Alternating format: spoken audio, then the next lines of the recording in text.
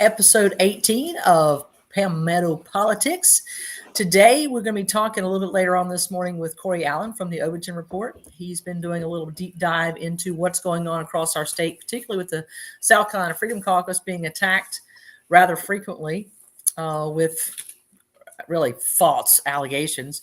But before we get to that, I'm Shannon Grady. This is my co-host, John Cummings. Good morning.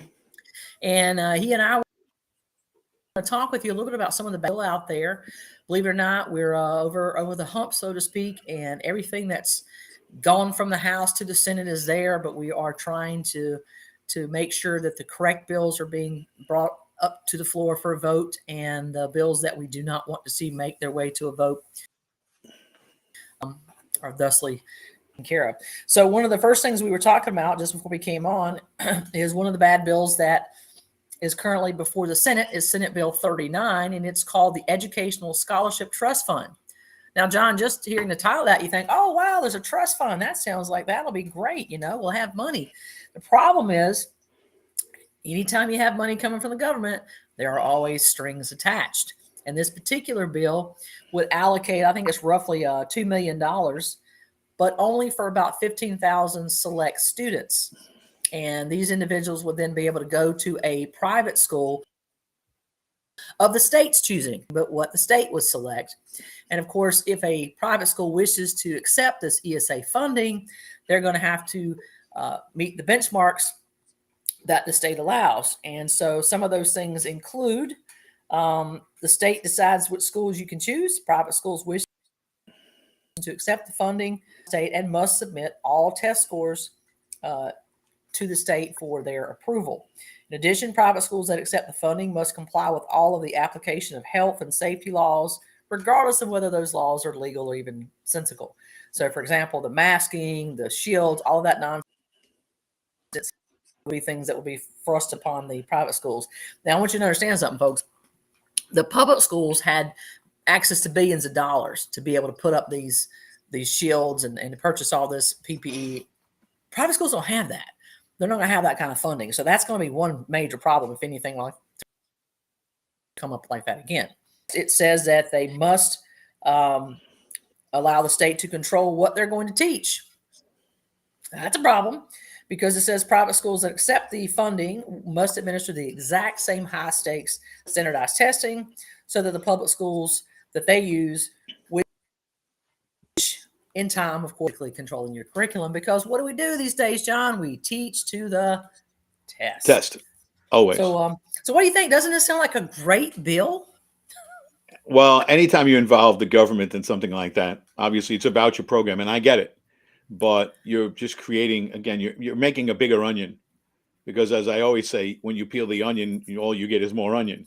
Yeah. And the levels of bureaucracy and the hoops that you have to jump through, basically what they're doing is they're trying to keep private schools from participating.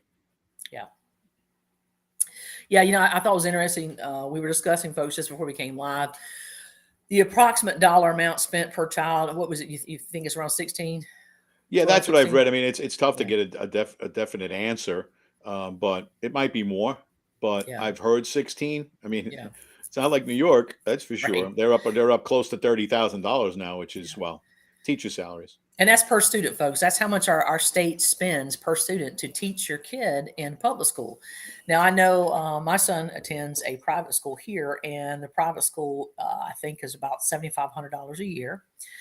So now if we just took that $1,600 and split it down the middle and said, okay, we'll give $800 to any student that $8,000 rather, to any student that wants to attend a private school, the other $8,000 remains in the public school coffer. So they're not taking all of the money out, but they're taking some of the pressure off. Because let's say, for instance, you have a classroom of 30 students.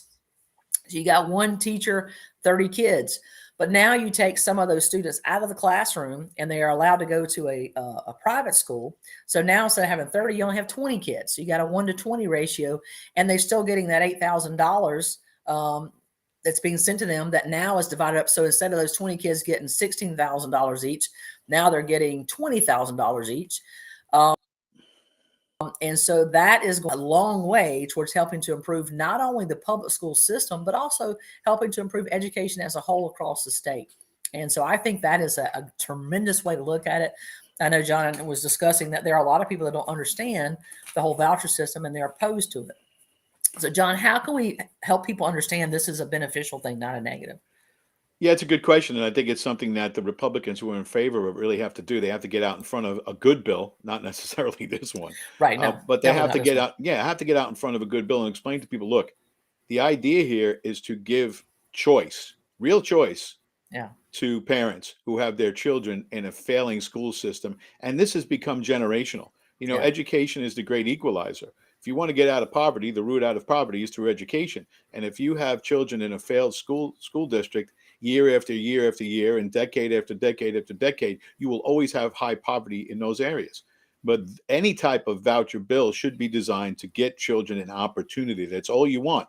And let's face it, if the state is not doing their job for education, then somebody else has to step in, or they have to bring in somebody to help them out with it.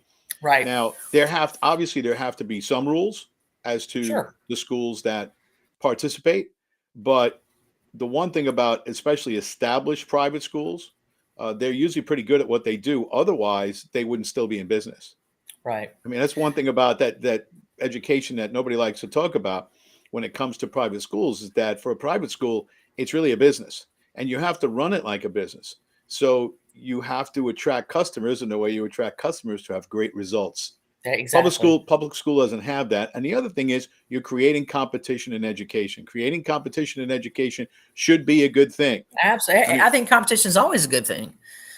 But unfortunately, you do have some people in the education system that will play with the test scores. Oh, absolutely. And that's a major problem. Yeah, it's a major problem, because then again, you're just pushing kids through who don't really deserve to go through.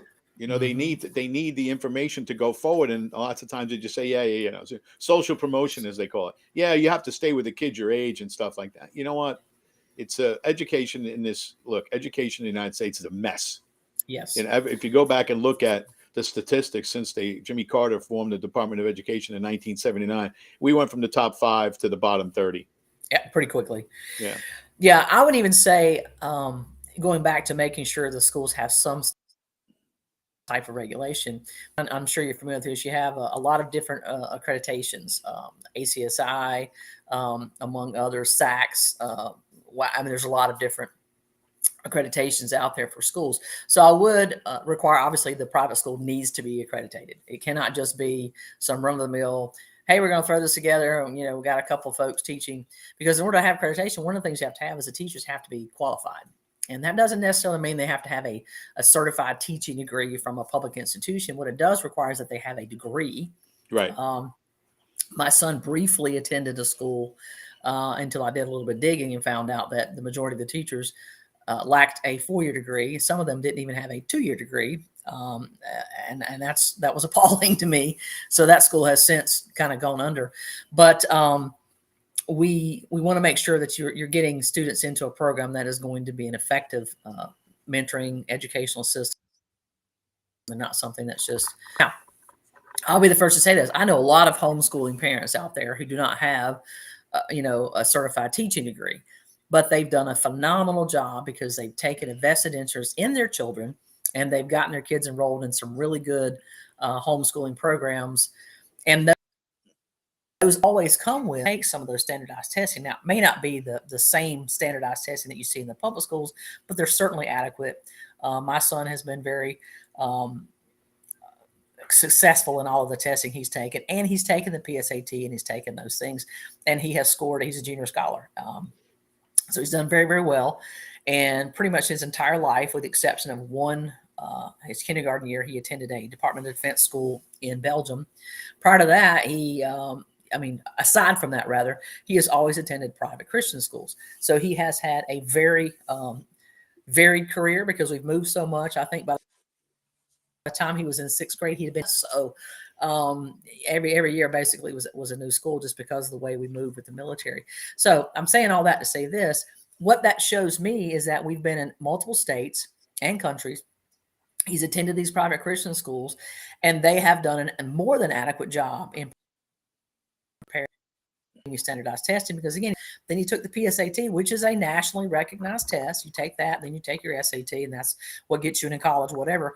And he is a junior scholar. So he's done very, very well. So I do not feel that we've ever been in a situation other than what I mentioned that one semester when I said, school's a little shaky. And so aside from that one time, he has had exceptionally good education. And I think it's important that parents have that opportunity. Now, John, you were saying there were some problems with the Catholic schools in New York that we want to make sure we avoid those same types of things happening here. Yeah, well, what's become so difficult is that they have never had a voucher system or a school choice system in New York because the teachers union basically runs the city. So they've never allowed that. And what has happened over the years is that there are fewer and fewer and fewer parents who can afford to send their children to Catholic school or private school. So the schools are closing, and they have closed dozens and dozens and dozens of Catholic schools. And what happens is, where do those kids go? Right, now, all those kids have to go to overcrowded public schools, and they have no opportunity. And that's really one of the major reasons why people are leaving New York. Everybody saw it's the crime, it's the education system has floundered terribly, and they move up, up to Orange County, which is a good 50-mile ride, 60-mile ride for parents who commute, but they're going to do it. And now when you have people who are working from home, they'll go even further if they can keep their jobs. But in New York, it's disastrous for people who live in failing school systems. Yeah. And for me, this has always been an issue that Republicans could have made great inroads on in urban areas, and they never went after it. They never went after it. The Republicans never go after voters in urban areas. And to be quite honest with you, the Catholic Church up there they never got politically involved in this. And it's something that they should have, because when I was running for office up there, one of the proposals I had at the time, they were spending $25,000 per pupil in the New York City public school system. Now, let me give you a little perspective here. In New York City, there's 1.1 million students in the public school system. So there's more kids in the public school system than there are people in Philadelphia. All right. That's crazy. Right. Wow. So it's very difficult to manage. So it's extremely overcrowded, as you can imagine. My proposal when I ran up there was to give parents in the low income and failing school areas 40% voucher would have been $10,000, and tuition about that time was between $7 and $8. So that would allow parents to actually pick a private school, get their child out of the failing school system that they were in, and then if your costs were about $8,000, they could take the extra $2,000 and put it in a tax-free education savings account. So they would have a little nest egg for their child to move forward when they got into college, which I thought, it's always forget it. You would have thought that they talk about, now you know why they shut me out press wise. I mean, you have too many good ideas. They don't want to hear from you. Can't have that, John. But what happens is all of these schools have closed, and now they're throwing these kids into failing public schools, and it's just making them more crowded. Yeah. And then the people who are against it, the teachers union, are like, hey, we need more teachers, we need more money, we need more buildings, we need more, because they're busting at the seams. Mm-hmm. And that's something that you have to avoid. Now, the other part of this is that, education is not a one size fits all thing either. How you educate and how you run your system in Charleston or even in Myrtle Beach is completely different than in rural counties. So which kind of brings up that bill that Heather Crawford has out. Right. Now, our own wonderful Horry County delegate member, Heather Ammons Crawford, has introduced a bill. It's called the Forced School District Consolidation. And what she is advocating for is that the bill would mandate that all counties with multiple school districts would have to merge those into one school district per county. And that would occur by July 1st of 2025. Well, first and foremost, it is noted that that is flatly unconstitutional under Section 1B, which requires unconstitutional local laws to be passed to effect consolidation of county school districts. And local laws are flat out prohibited under Article 3, Section 34. Well, Ms. Crawford is a realtor, not an attorney, so not totally surprised she's not aware of what the Constitution says, because far too many lawmakers don't know what the U.S. Constitution, let alone what their state constitution says. But, as you were saying, John, it just, to me, the difference between, say, a school in Longs versus a school in Myrtle Beach is night and day. Yeah, and completely different. Yeah. And trying to put all of these schools, we have so many schools in Horry County, trying to put those all under one system is ludicrous. It's inexplicable. What it tells me is that she has zero understanding practices, of best practices. And I'm going to go out on a limb and say she's never bothered to sit down and have a conversation with anybody who has any kind of background in educational administration or leadership. She could have called me because I would have told her, bad idea, and let me list all the reasons why. But I don't think she did that. I'm not really sure what was the impetus behind this decision to try to introduce bill ever sees the light today. Yeah, and that's one of the things too that's sad around the country, really, when it comes to legislatures, is that you don't have enough educators, former educators, in the legislature. Yeah. And one of the top issues, the two top issues always when you run for office, education and crime. Those are the two top issues. That was my big selling point. I was a teacher and a cop, so hey, vote for me. But we need people that understand education and the process and the bureaucratic layers before we move forward. And before you move forward with any improvements, you really need input from people. And these are people who are not married to the union, right? You need people who are truly involved and truly worried about the future of the children, and not about, we need more teachers. Yeah. Well, still staying on the theme of education, we have another bad bill introduced by Representative Taylor. This is House Bill 3467. It's called the Forum Act. I think the representative was trying to sort of put a blockade up against some of this woke ideology, but it just comes out wrong. The bill is called the Forum Act, and it is a bill that aims to protect the free expression on college campuses and unquote free speech. I don't know what that is. That's a place where people can go and say only woke things. If you come over there and try to say something that's anti-woke, well, that's not freedom of speech. We can't let you do that. That's hate speech. Well, it's unconstitutional again, section 59-148-210, because it attempts to waive the provisions of the 11th Amendment Constitution, which provides that, quote, the judicial power of the United States shall not be construed to extend to any suit in law or equity commenced or prosecuted against one of the United States by citizens of another state, or by citizens or subjects of any foreign state. However, nothing in the Constitution gives the state the power to waive the 11th Amendment. So you can't just go around saying, well, we'll just create bills that ignore. Although that seems to be very prevalent, not just at the state level, but as well as at the federal level. The Constitution, who cares about that old rag? It's so old, we don't bother reading it anymore, right, John? Yeah, I mean, why bother? It was just created by a bunch of old white slave owners anyway. Yeah, exactly. They're all a bunch of white racist. Right. Speaking of education and the problems that are inherent in having a failing education system, I want to give some shout outs to the new governor from Arkansas, Sarah Huckabee Sanders, who is doing a tremendous job out there, putting some policies in place that are going to help the population there of young people. Because if you don't have that sort of educational success, what you see is what we saw this weekend in Chicago, where you have some rampant teenagers running about being thugs. I'm sorry. I know people, I can't believe you call them thugs. Yeah, it's thuggish behavior. You cannot, I don't care about the color of your skin. If you're out there busting windows, stopping traffic, fighting, shooting, burning, looting, that is not anything else but thug behavior. And it is completely and wholly unacceptable. And we have to do something to better prepare our youth, because what are we leaving our country to? If that's what we're going to be dealing with, what in the world are we leaving our country to? Yeah. And if you look at these kids, and they were kids, to me, they're lost. They're just lost kids. There's no guidance. They have no boundaries. And that's due to, obviously, a lack of a strong family life, probably. But also, again, they're in failing schools. Yeah.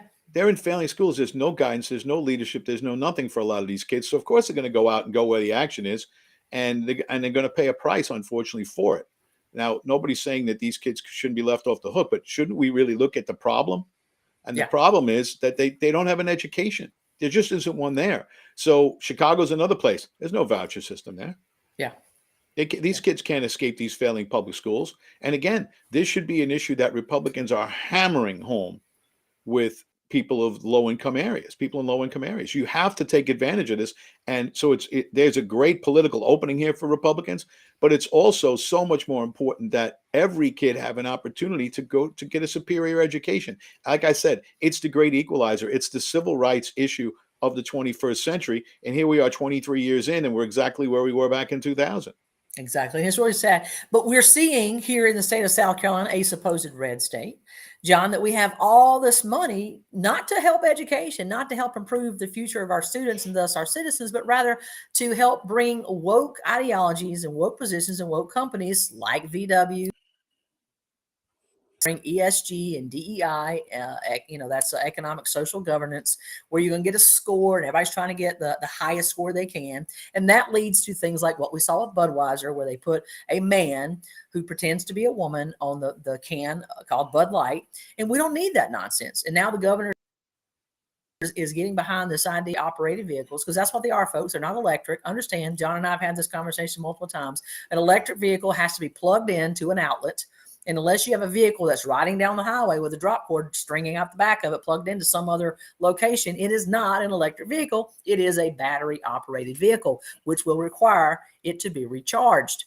Now, let's talk about the cost of those vehicles. Those cars, typically start somewhere around what, 40,000 or more. Yeah, they're expensive. And so your low income folks can't afford that. So let's just go back. Let's tie this into education. John's talking about some parents in New York are willing to drive, long distance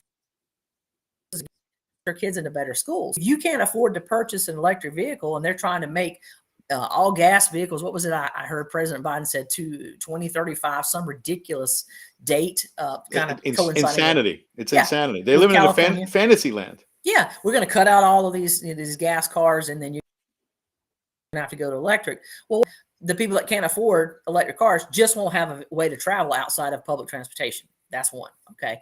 Two, that is going to sincerely shrink the distance at which people can go. It's a 3.5-hour drive for me to go home to see my mom and my family. They live in the upper part of South Carolina and York. If I had a hybrid, I suppose I could make it without having to stop for refueling or recharging, because, the gas kicks on and it charges your car and you can make it. Aside from that, that's about the extent of a battery operated vehicle's travel distance, is about 3 hours. And then you got to stop and charge. So the last, I'm going to have to stop somewhere and charge for probably 10, 15 minutes at most, or maybe longer. So that's a bad idea. And so that's going to create just a myriad of problems. And we're spending over $1 billion to entice a company that should already want to come here because we have low regulations. And as you noted in one of our other episodes, that money could have been better utilized to go into the school system to help build schools. Because here in Odie County, for example, we are pretty much at 100% capacity at over 95% of our schools. Our kids are being packed into rooms like sardines. And that is have such a high ratio of student to teacher that it's very difficult to really give any kind of one-on-one attention to those students who may be struggling. And then it puts a burden on the school itself, because now you got to try to provide food and try to manage the bodies into the cafeteria and the bodies out of the cafeteria. I mean, there's just so many, it's such a multi-layered problem that people don't really understand.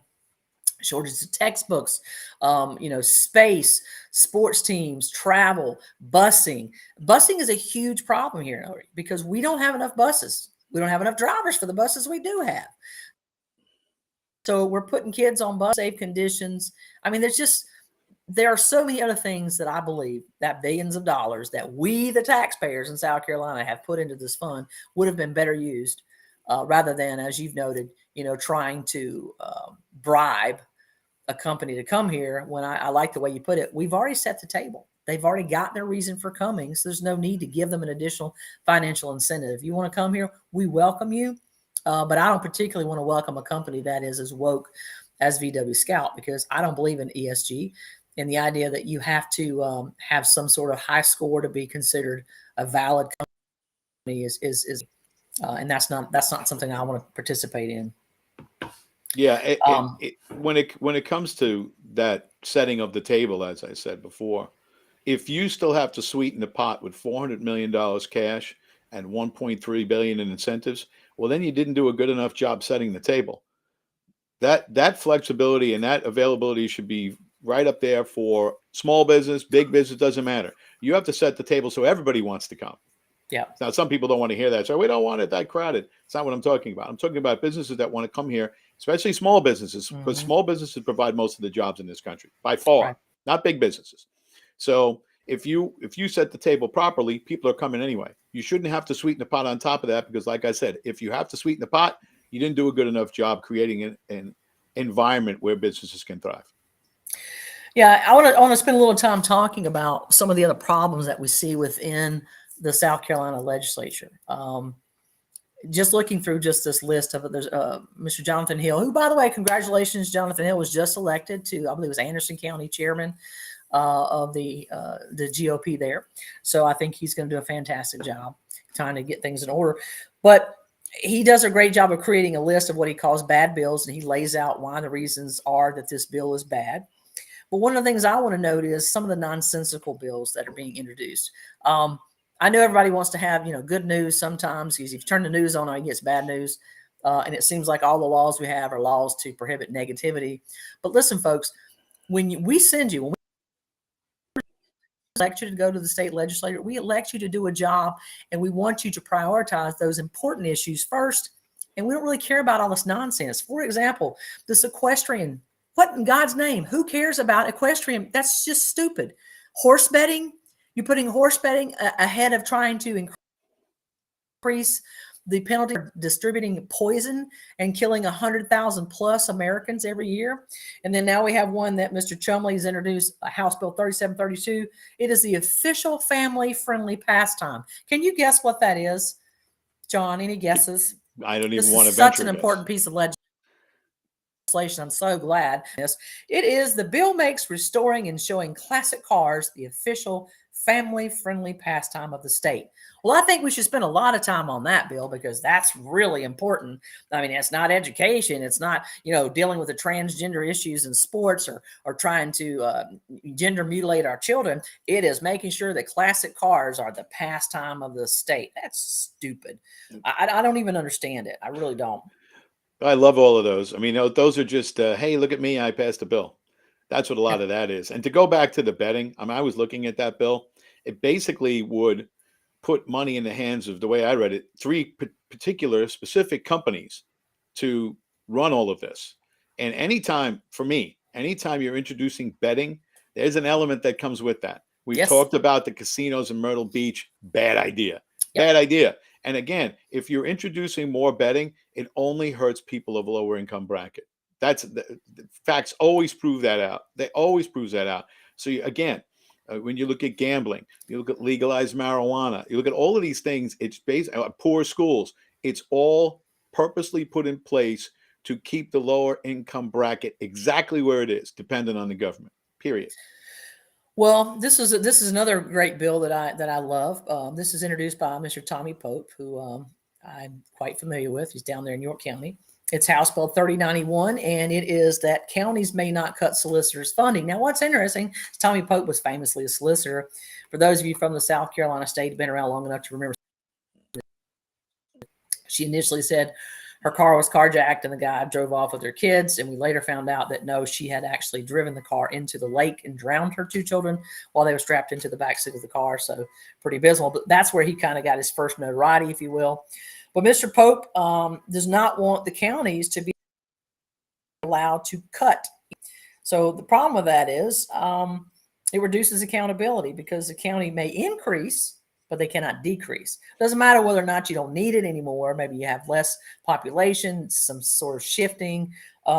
So I think there ought to be absolutely no reason why you put that in. Now, fine for any solicitor has to be, I don't know, $100,000.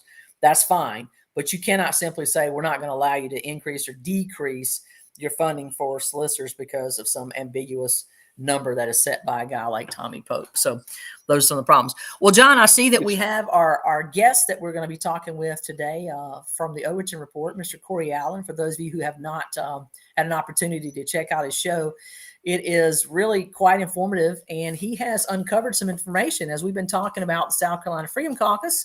Those of you who know anything about the Freedom Caucus in general understand that they are folks who have all true conservative positions rather than the Uni-party, or as John calls them, squishy Republicans, also known as the Establishment Party. So without further ado, let's welcome our guest this morning, Mr. Corey Allen. Good morning, Corey. How you Hey, doing? I'm good. How are you guys? Doing great. Well, Corey, we're glad to have you on this morning. We've just been talking about some of the bad bills that are still making their way through the House and Senate and the state, and kind of wrapping up with Tommy Pope's, ridiculous assumption that we can increase money to solicitors, which is just asinine. But so I wanted to have you on today because you've been doing a little bit of digging to try to find out. There's been a lot of texting and mailers going out, making some pretty disparaging and just flat out lies. And I don't even want to say misfactions, but lies about our Freedom Caucus members. And so what have you uncovered as to who's behind some of these shenanigans? So yeah, I mean, this is something that happens way more often than it should, where you have dark money, which just from whatever source is available, they don't care whose money they take to put out these types of ads and mailers. They'll work with anybody who has anything bad to say about whoever their target is. And well, the Democrats and a lot of the Republican leadership happen to have the same target right now, so they're working together to go after the Freedom Caucus after the Freedom Caucus was kicked out of the GOP caucus. But what we found was, well, the paperwork for the registered agent. So on this Palmetto Truth Project is the name of this group. And on their website, it says that they're a group of business leaders and community leaders who are tired of political games. But in actuality, there's only one person involved directly in this group, and his name's Alexander Craven. And Alexander Craven is a lawyer. He works in Summerville, South Carolina, but he lives supposedly in Somerton, which is in Clarendon County. And he was a Democrat page for Kevin Johnson, who's a state senator. And Kevin Johnson and Kimberly Johnson, Kevin's daughter, who was a state rep, had appointed him to the Clarendon County School Board. So this guy is a Democratic operative. And now, hold on. So Clarendon, they appoint their school board members as opposed to most other counties elect. That's right. So that's important. They're one of three. Yeah, one of three counties that do that. And there's been a massive effort to try and make it an elected board, but the powers that be in Clarendon, it's run by Democrats by and large, would never let that happen. And actually, the governor's office is investigating Clarendon County School Board and Alex Craven as a part of that right now. Wow. For misusing money.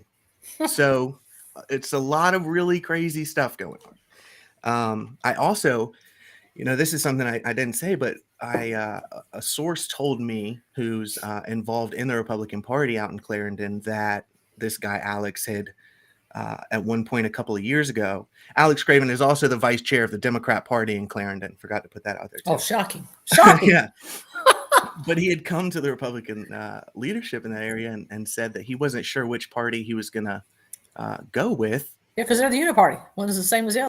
It was just whatever was going to help him get his aspirations, put his aspirations in. It's very, shocking, but not. Yeah.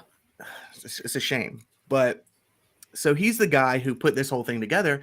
It was made on March 5th.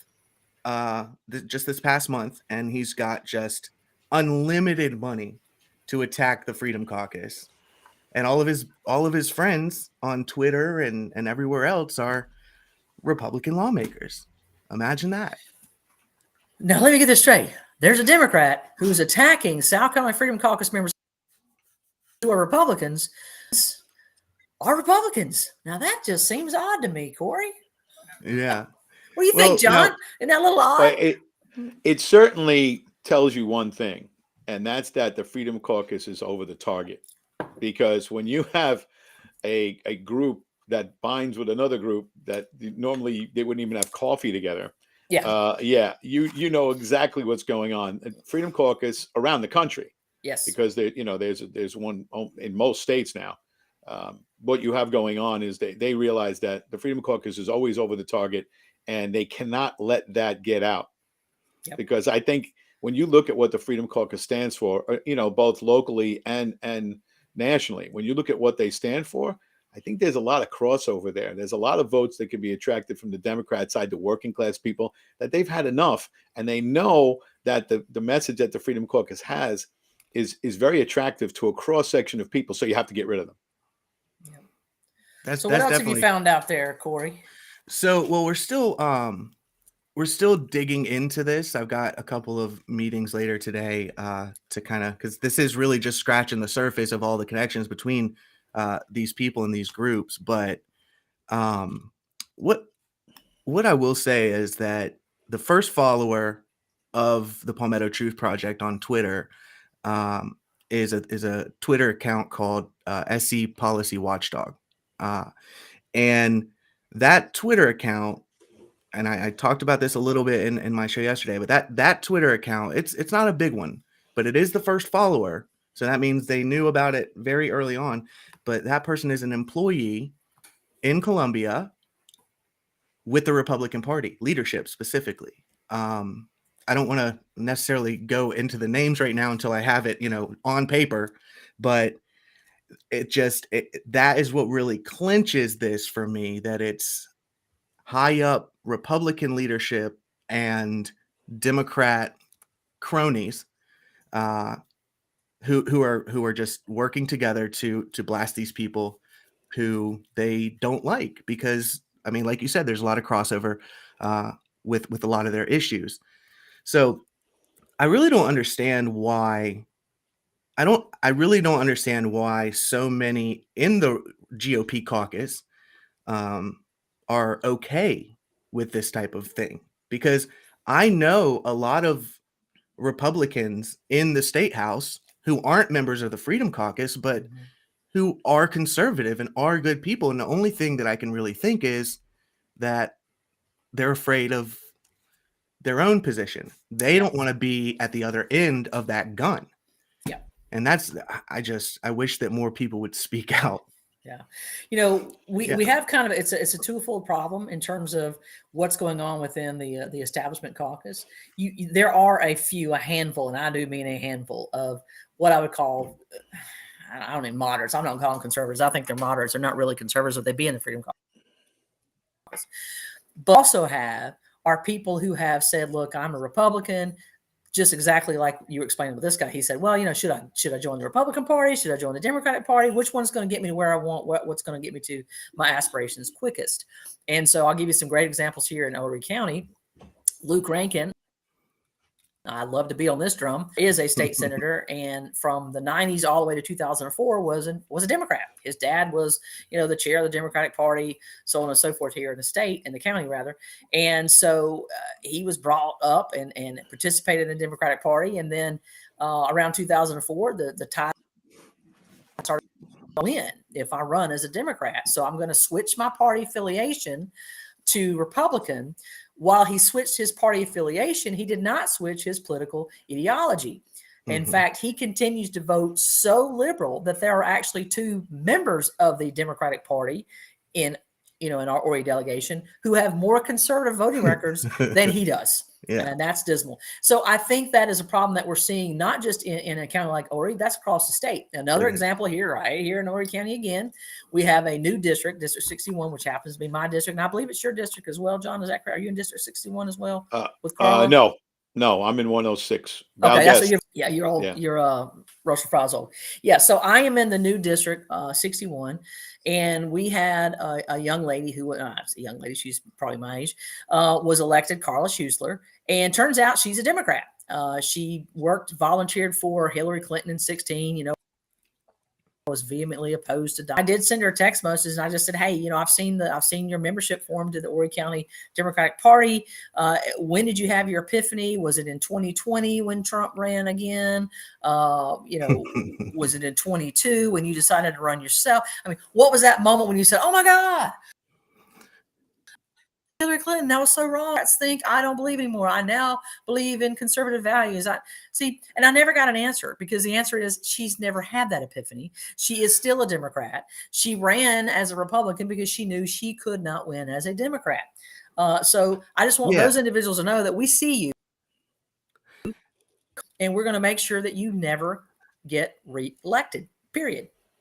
I want to touch on that briefly too, because we had that issue down in Somerville, Dorchester County as well.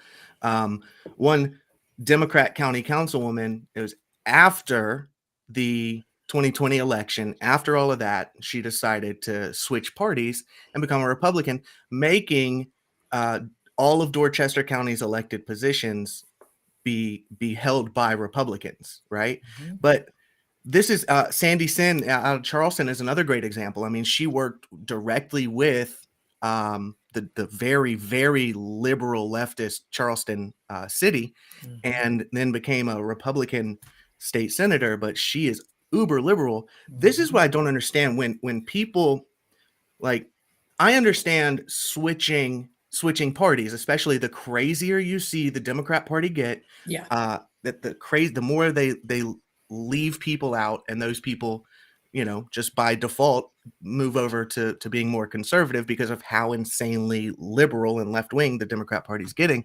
So I understand that, and I applaud it.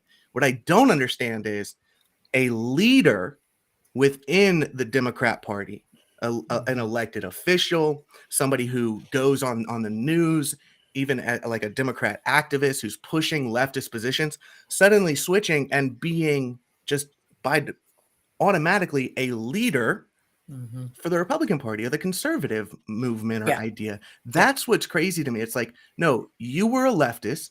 You now admit that you had no idea what you were talking about, and now you want to be our leader. You sit down. You're in kindergarten now.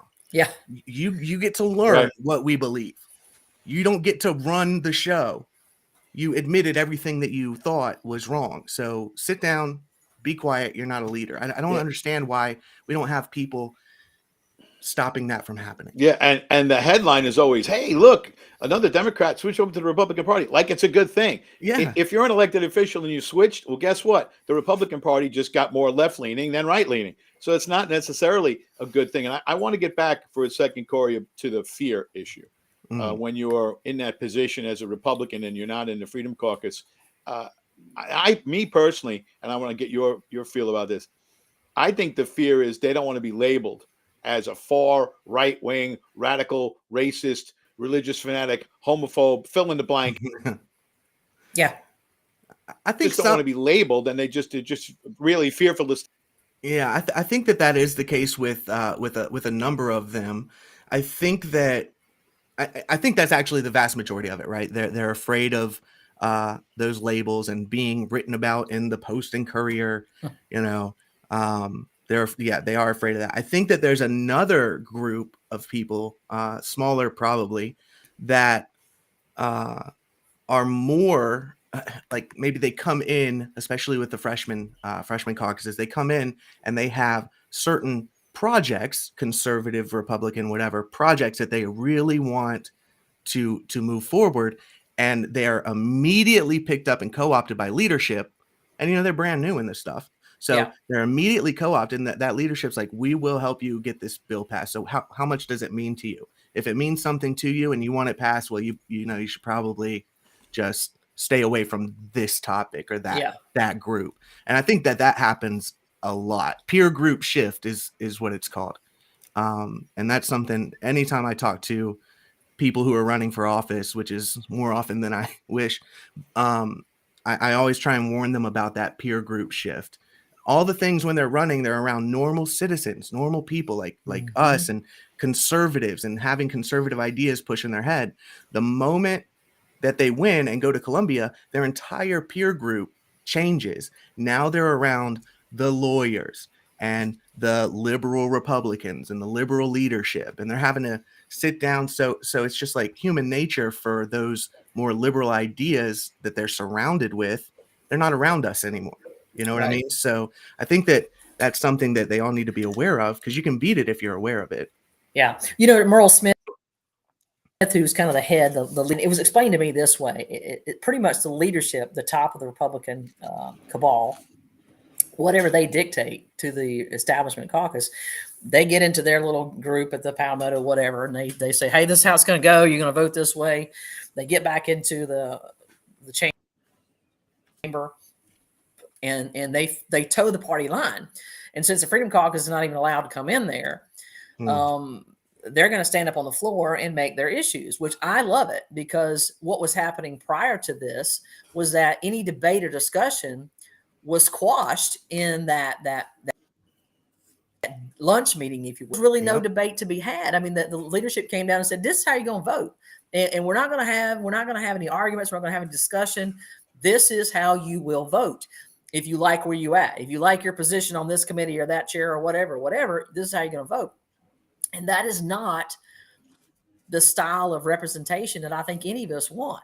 I want to see those debates. I want to see those discussions on the floor. I want to know that my legislatures are pushing back against things that I don't approve of, as opposed to we just see their votes. And then you got folks like Tommy Pope and others saying, oh, don't take pictures of the voting board and put that out to the public.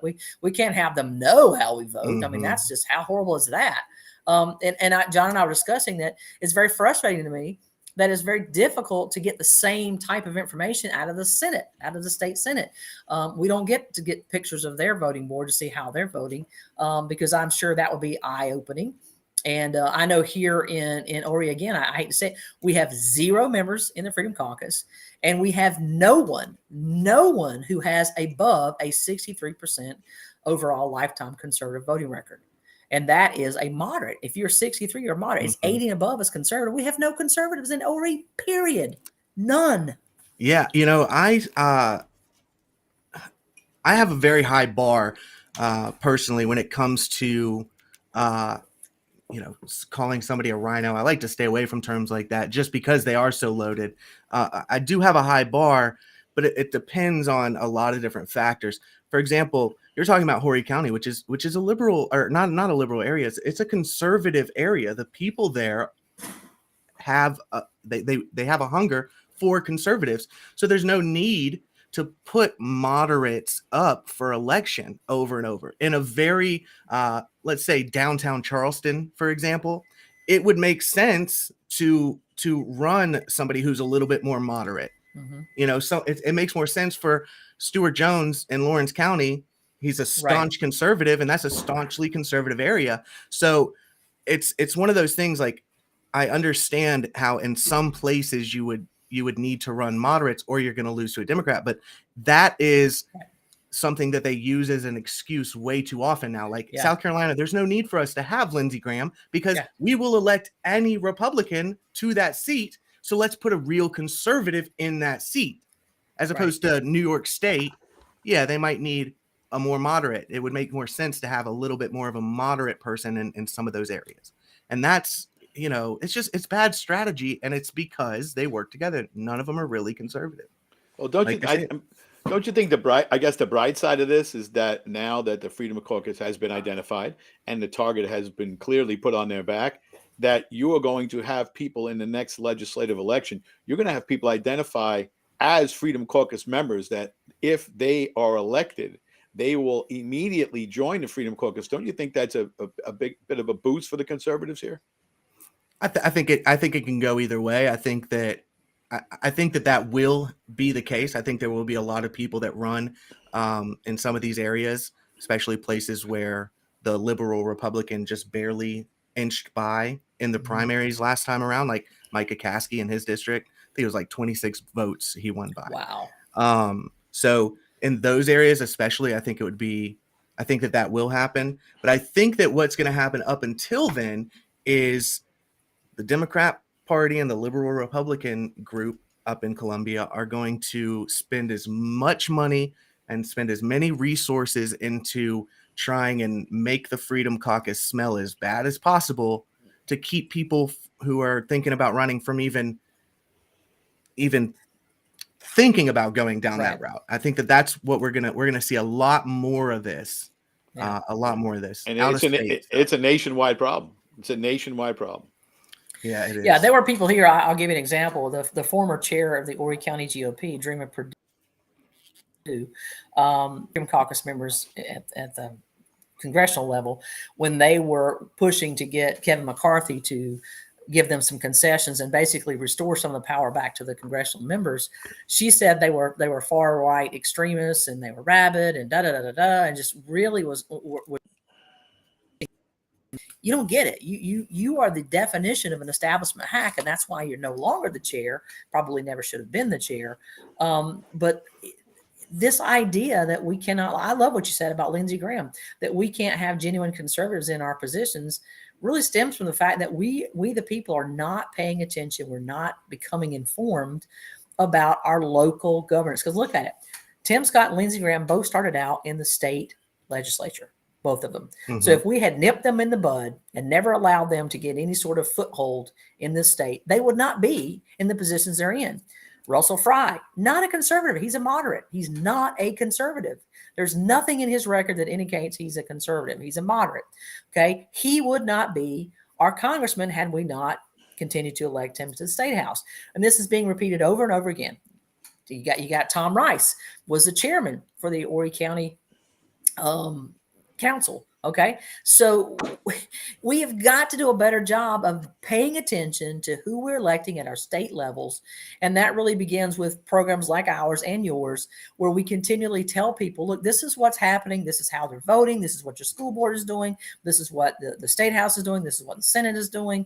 And you have got to make your voice heard. I know yesterday there's a group that I kind of work closely with because I lost my cousin to the poisoning of fentanyl. And it's called Fentanyl Kills You. And it was a little group started up in York County. Holly Alsoberg, so my aunt Patty Roberts kind of got that going, and they've built it up. And then unfortunately, they have far too many members because people keep loved ones. And so they have been pushing to get this fentanyl bill across the finish line. And so one of the things they did yesterday was they had a mass call for people to call Senator Luke Rankin, among others, because he is the head of the Judiciary Committee. And it's pretty much been widely reported that bill is sitting on his desk. And if we don't get him to pick that bill up and put it across the finish line, it is never going to become law. And it is past time that we have much more stringent penalties for those individuals dealing in this poison. And to that end, we did a little bit of research, and Mr. Luke Rankin already has in his campaign coffers about $240,000. For my money, if he thinks that or twice that is going to be enough to save his bacon, if he doesn't push this bill across, he is sadly underestimating the mamas and the papas out there who have had enough of this killing of their children. And they will absolutely put pen to paper in the form of checks and everything else to a more suited qualified candidate who is actually a Republican, not a Democrat pretending to be a Republican, and get his, pardon my French, ass out. Yeah, absolutely. The fentanyl, I'd like to get some more information about that group. By the grace of God, I've had dozens of people from 2020 when the pandemic started to now die from fentanyl. Yep. I'm a former a recovered opiate addict myself, and just by the grace of God, I got sober just before. I mean, fentanyl was around, but just before the entire flood, I know for a fact that I would be dead right now if I had continued down that road. And just seeing the lack of will by these people, I think, this is one of the biggest attacks that China is implementing on us, behind the COVID leaking that from the lab, from the Wuhan, which is now proven, by the way, which is interesting. We were all banned for saying that about a year ago, weren't we? Right.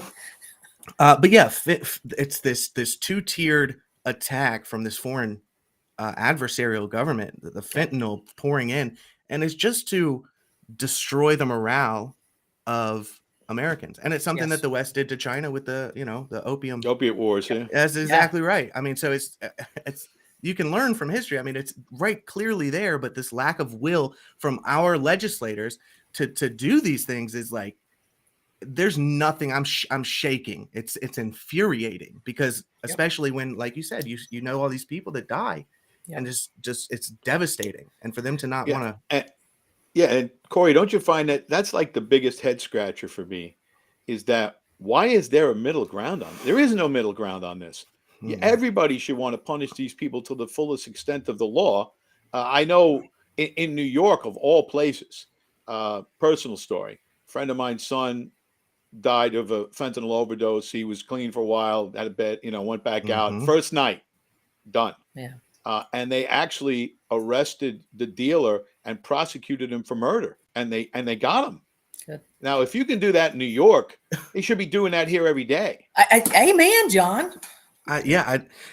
We're actually doing a deep dive into some of the money and relationships that especially bureaucrats in South Carolina have with Chinese nationals. Yeah. We've been doing it's about 6 or 8 months of research so far, just because the Chinese are not some people you want to. Chinese Communist Party, they don't play around, so you got to have all your eggs in the right basket, ducks in a row.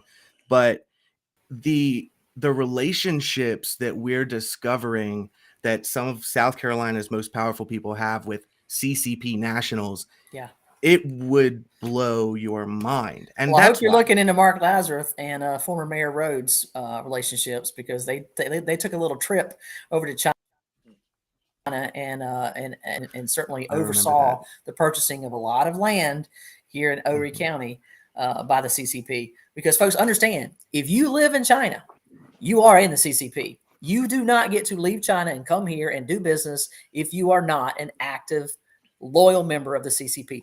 Period. You can't do it.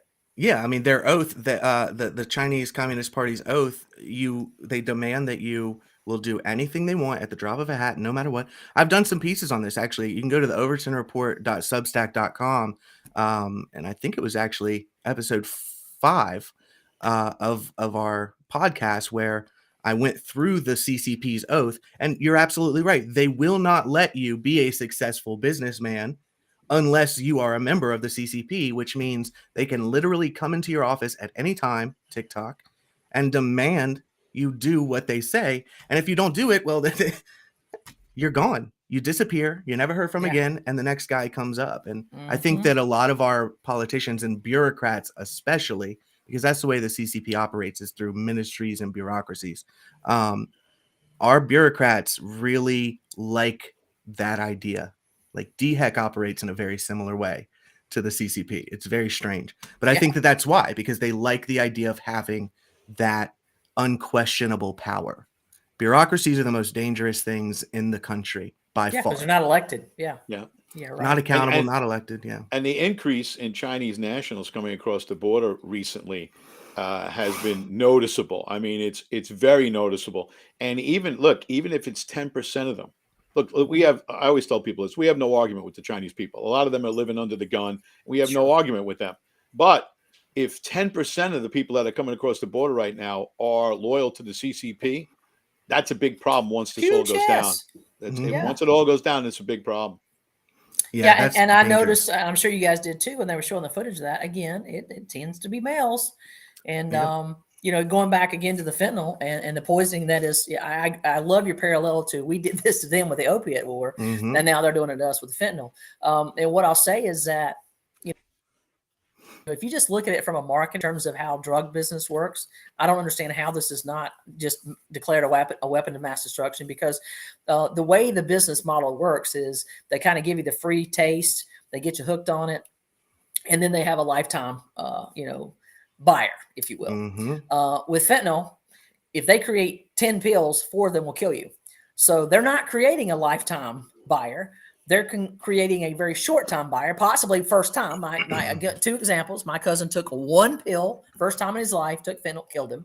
A good friend of mine's son, I think he took half a pill, first time in his life, killed him. The business model that is for financial purposes. They're not trying to gain money. They are literally trying to kill our fighting men and women. So it's affecting primarily ages 15 to 45 was the last range I saw. But that is, and it is across all socioeconomic backgrounds. We had an attorney down in Charleston, you probably familiar with it, fairly taken out by fentanyl. Prince, the singer formerly known as Prince, fentanyl took him out. So it's not just something that Rush Limbaugh was addicted to opiates. Yeah. So fentanyl is not something that just takes out, the lower spectrum of people, or drug addicted people. My cousin for Xanax because he was having kind of a manic episode. The doctor refused to give him a prescription, so he reached out to a friend and said, "Hey, do you have a Xanax? I'm all stressed out. He's bipolar." "Oh, sure, I got it." Well, they didn't tell him. "Oh, by the way, it's not really Xanax; it's fentanyl." He had no way to know that, and the dose he got was lethal. So it is a major problem. Any last comments you want to share with the folks before we kind of wrap it up, Corey? Well, no, I think that everyone out there should just maybe pick a bureaucrat or a solicitor or an elected official and just start digging in. I mean, you'll be surprised what you find. I think that citizen journalism is probably one of the most important things, ways to keep the fourth estate in power, because all we have is propaganda at the corporate levels. So just keep doing that. Any tips that anybody has, we work off of tips from the citizens. You can reach out to me on Facebook, just Corey Allen. And yeah, every Monday, Big Patriot Radio at 6 p.m. You can catch our show. And if you sign up for a free subscription to the overtonreport.substack.com, you'll have all of our stories and analyses and podcasts, everything sent directly to your inbox. So I really appreciate you guys having me on too. Well, we appreciate what you're doing, because you hit the nail right on the head. It's got to be citizen journalists, because the press, unfortunately, we have a First Amendment freedom of the press for a reason. They're supposed to be the watchdogs for we the people, and they have completely abdicated that position because they're bought and paid for. I call it the complicit media. It's the most dangerous thing. That's the biggest threat to this nation is the media. And the fact that you're out there as a citizen journalist, and there's so many other good people doing the same thing, well, keep up the good work, and it's greatly appreciated. Yeah, I've been doing it for 3 years, and the attacks, oh man, they get very mad. So, yeah, it's the same bullseye as the Freedom Caucus. It's the same. It's the same bullseye. Just get comfortable in the chaos. Yeah, that's all. That's it. That's it. Yeah, just I learned to laugh at the attacks. It's really fun now. So, but I'm a little twisted. Gotcha. Well, folks, we just want to thank you again for tuning in. Thank you. To Palmetto Politics. You can certainly tune in and check out Corey Allen and the Overton Report. Please read up on the Substack, and just support your local media folks, because we're the ones out there doing the work that the as you put it, the corporate media refuses to do. So thank you again for joining us. We appreciate it. If you have any questions, comments, put those in the under the post. Please like and share our page. And as always, God bless, Godspeed. We'll see you next time.